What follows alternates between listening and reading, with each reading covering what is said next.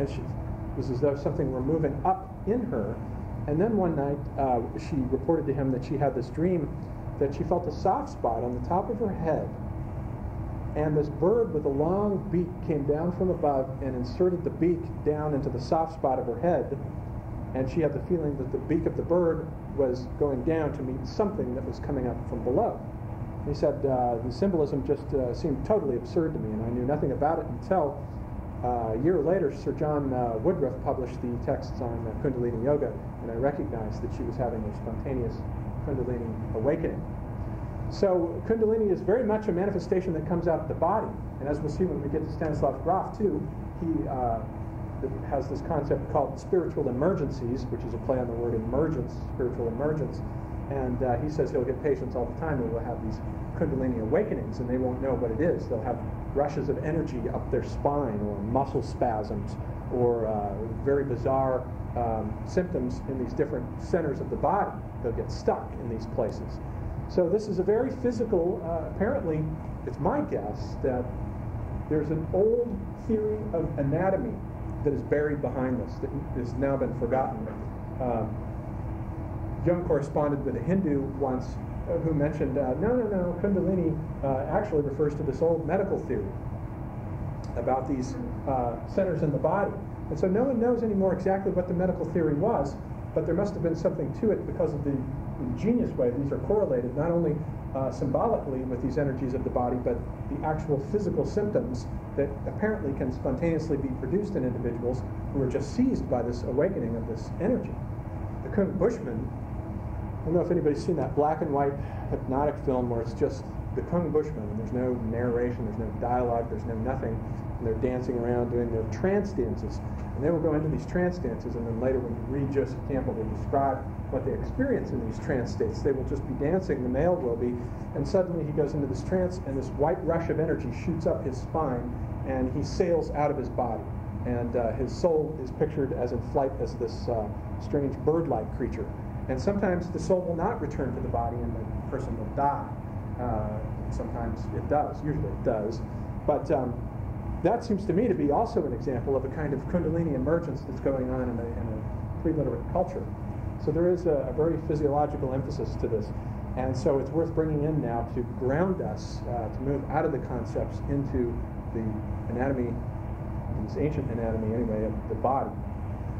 Now, what we have here, apparently, what the initiate is to do is to begin breathing through one nostril, and these two serpentine coils that we see are known as nadi, and the Ida and the Pingala, the one is supposed to, it is connected with the, the left nostril, and as you breathe into the left nostril, the energy goes down here, and it's solar energy that comes down, and then it exits out through the other nostril. Then you breathe in through the other nostril, and this is lunar energy, the dark one, through the other nostril.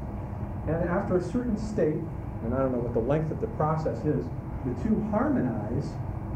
The breathing, the key to the whole thing apparently is breathing. Breathing is associated with changing consciousness. When you're angry at someone, you notice yourself catching your breath. You're not breathing the same anymore. When you're erotically aroused, the breathing changes. Breathing is always associated, changes in the rhythm of the breath with transformations of consciousness. So the idea is harnessing the prana, the breath energy, harnessing that begins to activate these transformations of consciousness. So you've got to get control of that first. And so there's this process. And when the two come together, then the Kundalini, which is pictured as a thread-like female serpent wrapped around what's called a linga, and it's in the, we'll look at the diagrams in a second. It's the Hindu symbol for the phallus. Now there's also another interesting theory there. I don't want to get too much into it because I don't know how it works, but apparently in tantric yoga, there's a sexual dimension to all of this, and we're just studying the esoteric aspect of it, but the sexual dimension has to do with withholding orgasm. And in the male, the withholding of the orgasm is said to translate itself into this white, and the white thin thread-like serpent almost suggests a semen, or a symbol for it, and it begins to travel up the spinal column, and the orgasm happens in the brain. There's a massive rush, and the withholding of the orgasm in the sexual act of Tantra is the discipline of the whole process. And so Westerners misunderstand Tantra, and they think, well, the whole thing is just about, sexy stuff. But it isn't. I think most Westerners, if they knew that the goal was not having the orgasm, would not be much interested in the system. So that's the goal of the whole thing. And the sexual aspect is further personified by the two mythic beings here are Shakti and Shiva. Shakti is the energy of the whole process, and she is the female serpent that is coiled up at the start of the process, the thread-like white serpent. And Shiva is the personification, since Shiva is the lord of yoga. He is the being who has mastered the still point, the axial center of the turning world, which could very well be a projection onto the cosmos of the spinal column that is the center of the human being. He is the lord of the still point. So she is traveling up to meet her lover at the top. And the union of the two is pictured in the sexual idols that you've seen of the Shiva and Shakti in sexual convos. So what was Shiva again? Shiva's the lord of yoga, and he's associated with the top up here, the Sahasrara, which is at the top of the Sushumna. The central axis is called the Sushumna, and it is up that axis that the white serpent begins to work her way up to mate with her spouse, Shiva. There's more imagery to Shiva, and I'm just going to mention Shiva and Shakti. Shiva is seen as being all matter. There is nothing that is not Shiva. And Shakti is seen as the energy that enlivens it. So it's also the relationship between energy and matter as well. Good point. Okay, so then let's look at the awakening of the symbols themselves and the awakening of the energies as they. Another physiological fact I wanted to note was that the Saint Sri Ramakrishna, who would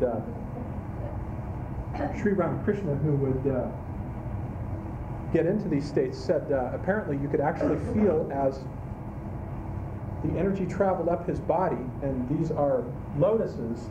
They're called chakras, but they're personified as lotuses. He said these parts of the body where the lotuses are supposed to be would be hot, and you could touch that part of his body and it would be hot. And then as the energy has left, they would go cold. So you could actually feel these currents of heat traveling up and leaving behind the other chakras would go cold. They said people could touch this and they would be amazed at the way the Hindus have brought the body into all this is unbelievable. Yoga goes clear back to the Dravidian civilization, 2500 BC at least. We know from these tiny cylinder seals of initiates in yogic state, exactly like the image we just had up there. So we know that the Hindus have been exploring the interior of the psyche, and they've built an entire civilization on it for 3,000 years. So that's a long, long reach of interior exploration. They really know what's going on inside. We Westerners are still new to the interior of the psyche.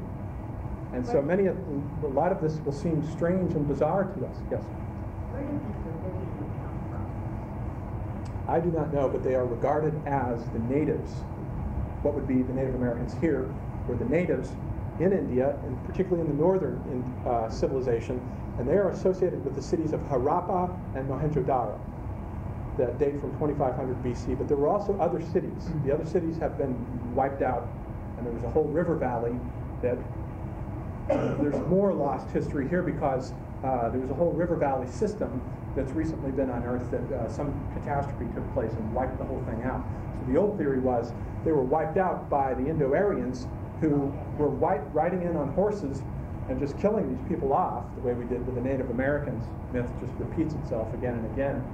And but then there's this other evidence that there was a massive geological shift in India itself, so the two may have been counterplay. So yoga has been around for a long, long time. Now the textbook definition of yoga from Patanjali is as follows.